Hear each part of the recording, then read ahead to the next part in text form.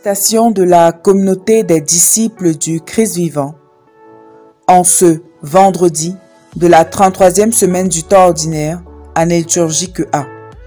Évangile de Jésus-Christ selon saint Luc, au chapitre 19, les versets 45 à 48. En ce temps-là, entré dans le temple, Jésus se mit à en expulser les vendeurs. Il leur déclarait: « Il est écrit, ma maison sera une maison de prière.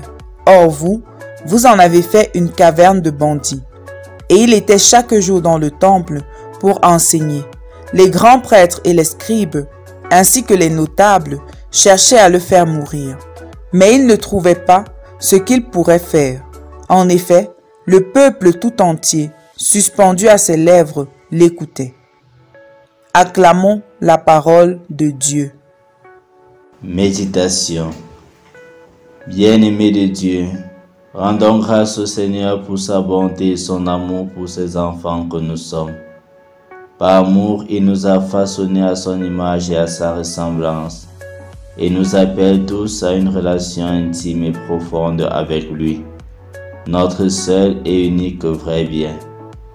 Il veut demeurer dans nos cœurs, il veut établir chez nous sa demeure, mais pour cela, il a besoin de notre collaboration. Si en effet dans l'évangile d'hier, Jésus pleurait sur Jérusalem, car l'endurcissement du cœur de ses habitants conduirait éventuellement à sa destruction, aujourd'hui on voit Jésus animé d'une sainte colère contre les prêtres et les dirigeants du peuple qui avaient fait du temple le lieu de la demeure du Très-Haut, un lieu de commerce et une caverne de brigands.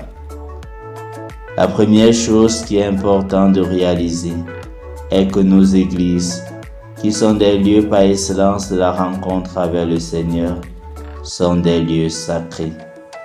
Le chrétien s'y trouvant doit savoir qu'il est en présence du Très-Haut.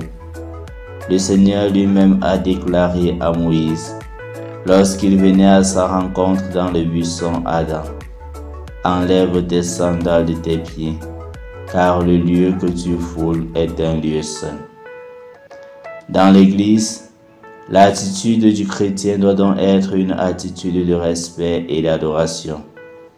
Et puisque l'Église est le lieu par excellence de la rencontre avec Dieu, le chrétien doit constamment s'y rendre pour prier, pour obtenir du Seigneur ses nombreuses grâces.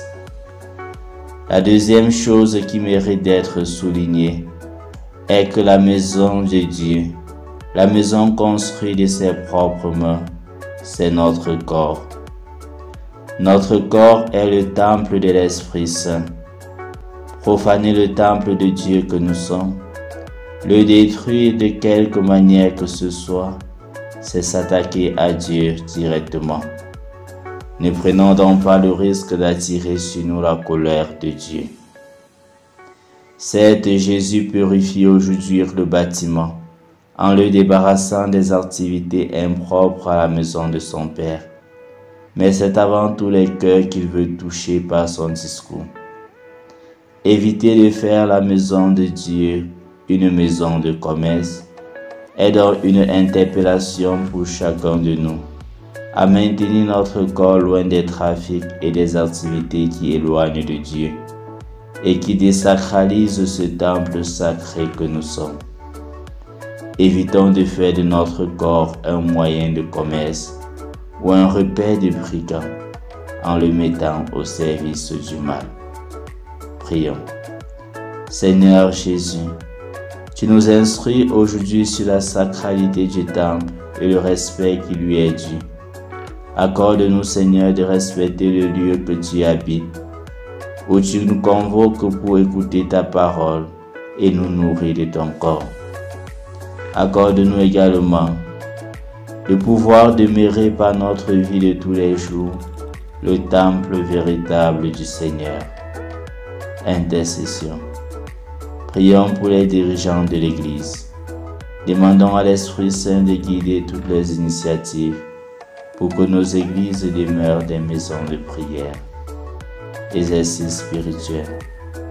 Aujourd'hui, Je prends la ferme décision de rejeter, dès aujourd'hui, tout ce qui souille le temple de l'Esprit Saint que je suis par la grâce de mon baptême.